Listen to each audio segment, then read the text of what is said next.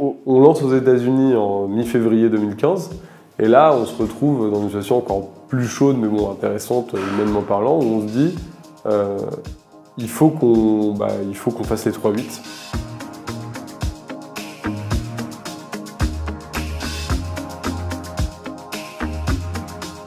En fait, dès la fin des études, en 2013, on a lancé notre boîte, en se faisant accélérer au camping à l'époque, camping saison 4.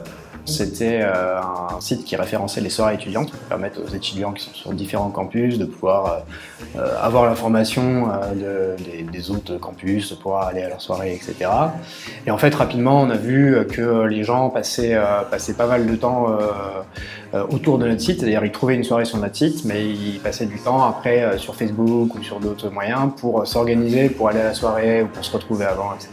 Et on se disait, Doodle, c'est pas suffisant, ça marche pas bien, ça a plein de problèmes, etc. Donc on s'est lancé un peu sur ça avec espoir de révolutionner un peu tout ça.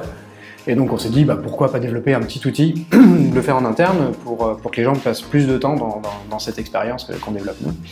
Après un an, donc en mi-2014, on décide de pivoter vers les rendez-vous professionnels pour essayer de trouver un créneau qui est finalement plus utilisé que les rendez-vous personnels finalement.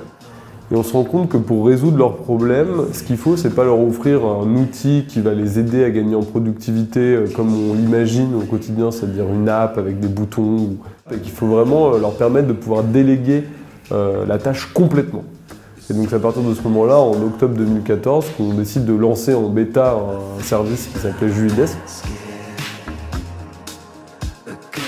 Alors Julidesk, c'est pour staffer les dirigeants de PME comme les dirigeants du CAC 40. Donc concrètement, ça part du principe qu'un dirigeant de PME aujourd'hui, il passe une demi-journée par semaine, enfin dirigeant ou manager d'ailleurs, une demi-journée par semaine à organiser des rendez-vous. C'est un assistant virtuel à intelligence artificielle qui s'occupe de traiter toutes les tâches relatives à l'agenda. Donc si je veux prendre un rendez-vous avec toi, je t'envoie un email, je mets Julie en copie, et je te dis salut, il faut qu'on prenne rendez-vous ensemble pour X ou X raison, et Julie en copie va organiser le rendez-vous pour nous. Et à partir de ce moment-là, Julie, elle t'envoie des emails, elle te dit voilà, Julien il est disponible à telle heure, tel endroit, telle heure, tel endroit, tel heure, tel endroit. Qu'est-ce qui te convient? Elle va discuter avec toi jusqu'à ce qu'elle trouve un créneau qui fonctionne entre mon agenda et tes réponses par mail. Quand on lance commercialement en janvier, on lance très rapidement ensuite le produit aux États-Unis via un article TechCrunch tout bêtement en mi-février. Le problème c'est que 10 jours après, on avait une vingtaine de clients américains qu'on devait traiter aussi, et vu qu'il y a 7 heures ou 8 heures de décalage horaire, pendant un mois ou deux, on a dû faire des gardes avec mes deux associés. On se couchait à 4 heures du matin, une fois sur 3, pour pouvoir traiter les clients. On a fait ça pendant 4 mois, on a levé des fonds en juin 2015, 220 000 € avec des clients. Et là, ça nous a permis pour le coup de ça y réinvestir, on avait fait notre preuve de marché, etc. La spécificité de nos clients, c'est que c'est des entrepreneurs, pour certains qui ont très bien réussi déjà leur vie, qui ont déjà revendu des boîtes, etc.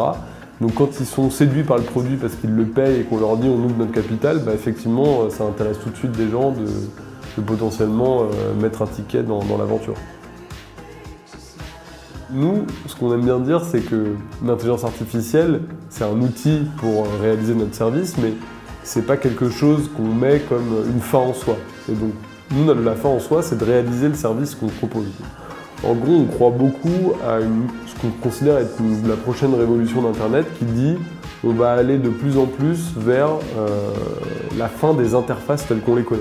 Donc c'est pour ça que nous, on est très à l'aise à dire, c'est un argument de vente pour nos clients, que de toute façon, il y a de l'humain dans la boucle.